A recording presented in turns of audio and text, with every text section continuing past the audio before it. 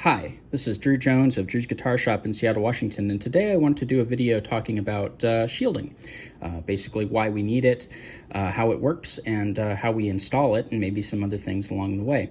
So I wanted to get a really simple concept out of the way first, which is ground and hot.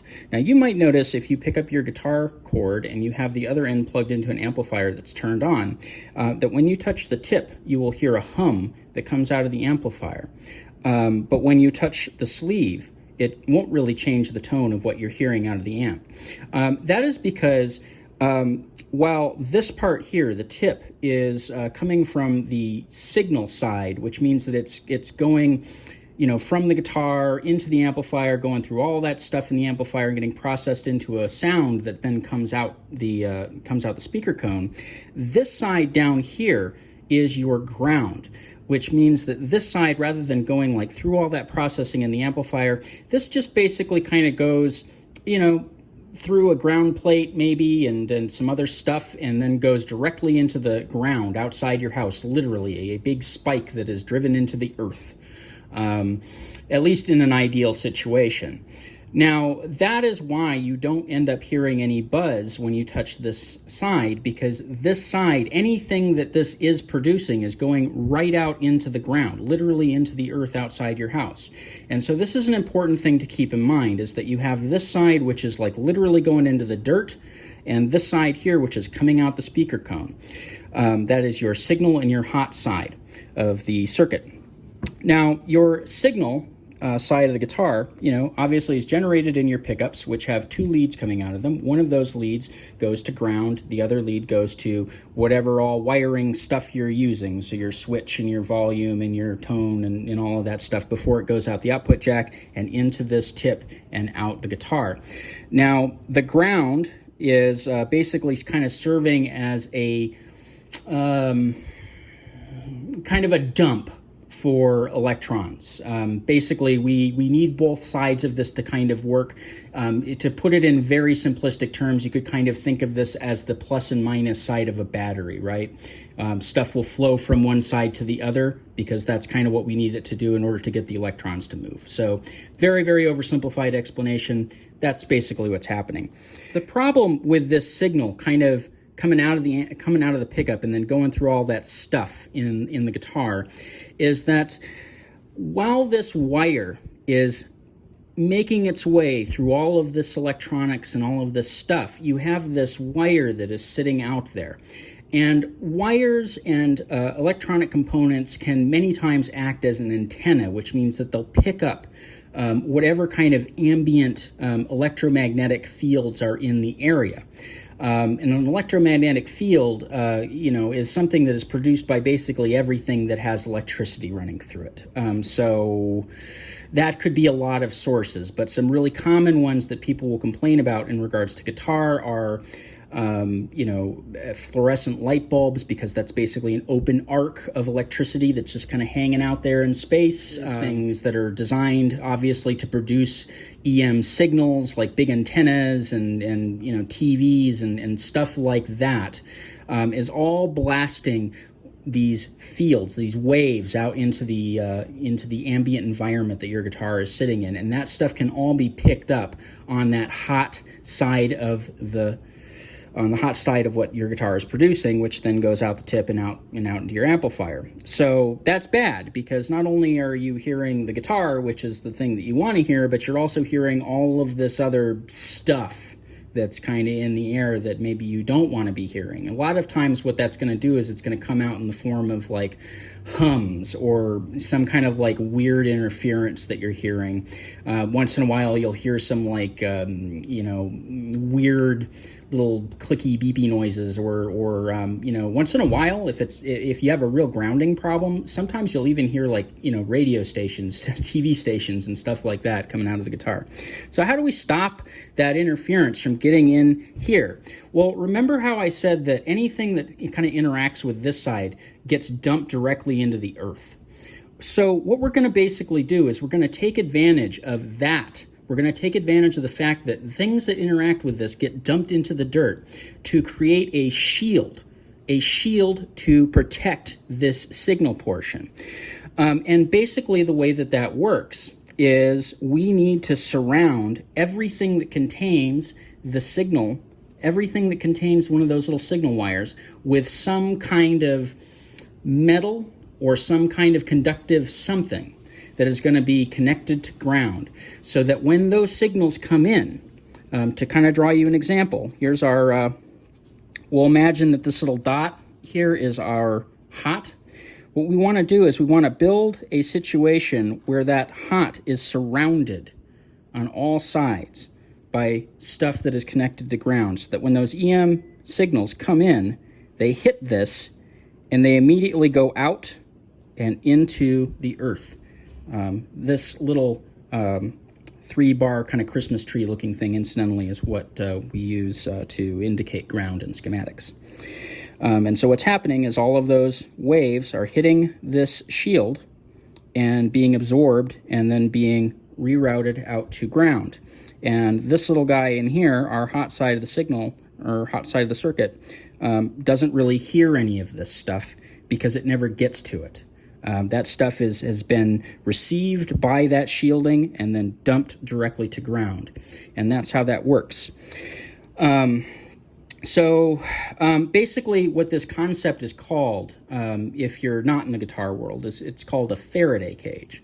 Now, you can take that term, Faraday cage, and you can put that into Google, and you'll come up with a lot of really fascinating stuff, that you may or may not be into, depending on how nerdy you are about, electricity and stuff like that. But essentially, this is a concept that is very old and that we have known about for a long time. And it's a piece that is oftentimes very critical to audio equipment or old TV type equipment, anything that needs to get a signal in and needs to reproduce that signal in a clean way, because this EM interference is everywhere, and it's not just human-based sources. This stuff we're also talking about, like, rays from space, things that are being produced by the sun, just all kinds of stuff. There's stuff that we're kind of swimming in all the time that we're just not aware of, because we aren't this little guy. We aren't designed to intake signal and produce it out an amplifier. So now this shield can be made of a number of different things. The stuff that I use here at the shop is this here, which is just some aluminum foil tape.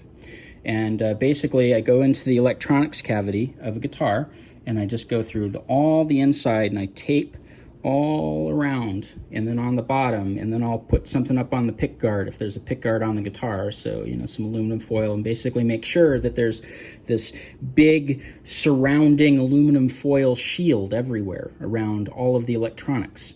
And that's one way you can do it. The aluminum foil tape isn't the only way you can do it. A lot of folks will use copper tape. The only reason that I don't do that here is because this works just as well, and it's a lot cheaper than copper tape.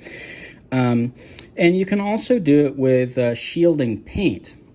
Now, I use shielding paint here oftentimes because oftentimes when we're dealing with, electronics cavities, we'll have like a, say a pickup cavity here and another pickup cavity here, and there'll be like a little hole between the two.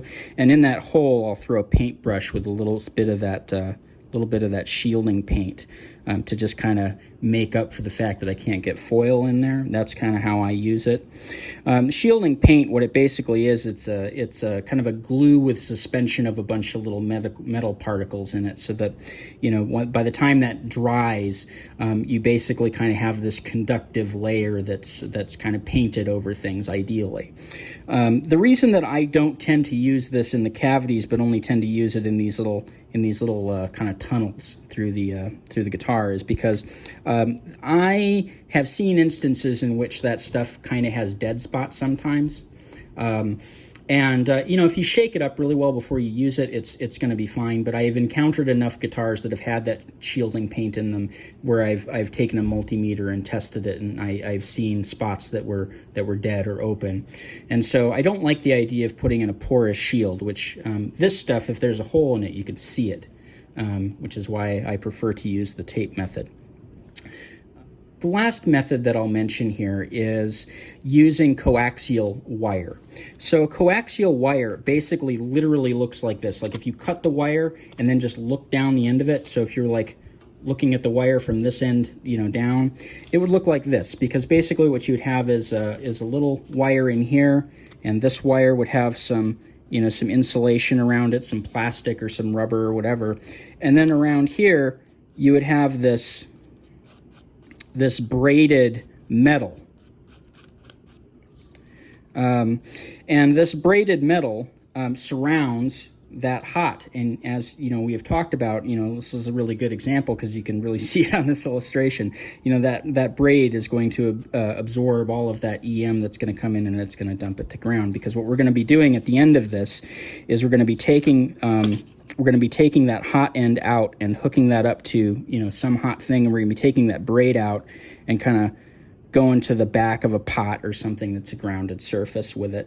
And so if the guitar can't take shielding, so if you can't get in there and you can't use shielding tape, so it's like an arch top or something like that, where like you just really don't have that as an option to get in there and put shielding tape in there, this coaxial wire is kind of the best way to go, because this is going to keep most of the circuit shielded, you know, without having to use tape or use that paint or anything like that. Now, the bottom line with any of these methods is always that it has to be connected to ground. If you just have, say, you know, something like this going on, and you don't take that braid and you don't connect it with something that is grounded, this will do absolutely nothing. It will not shield anything, because it's not doing what it's supposed to be doing, which is taking the signals that are coming in and dumping them to ground. It'll just be another piece of metal out there that's hanging out, absorbing stuff and doing who knows what with it. So the bottom line with whatever you're doing, whether it's shielding tape, whether it is coaxial, whether it's shielding paint, it's a very good idea to make sure that somewhere in that circuit there is a solid conductive connection between your ground and that shield. So usually we're grounding to the back of pots. So if you're able to take a wire and maybe, you know, here's our pot here, you know, put a little dot of solder there and run a wire out there with a little loop on it, and then put a screw, you know, into the shielding tape in the guitar, or the shielding paint. That would be one way to do it. Obviously, if we're just using a coaxial wire, we just simply ground to the back of the pot, and that's it. Now, at the end of the line with all of these pots and everything, what ends up happening is that one wire comes off here and ends up going to the output jack and ends up engaging with the sleeve, which is the thing that touches this part of the jack. And so that's how we end up dumping stuff out to ground. So that's basically how shielding works, you know, from top to bottom. Easiest explanation I could think to give. And that's kind of why you need it. Some guitars are more noisy than others. If you have a Strat, that's a pretty noisy guitar. If you've got a Les Paul, that might be a little less noisy. It might bother you a little less. But if you are hearing weird hums, noises, you know, whatever from your guitar from time to time, this may be a thing that you want to do, because this will help prevent that kind of stuff from happening. So anyway, this has been Drew Jones of Drew's Guitar Shop in Seattle, Washington. If you liked this video, you found it helpful, you know, you can drop me a tip on my Ko-Fi and my Patreon, which are linked down in the description.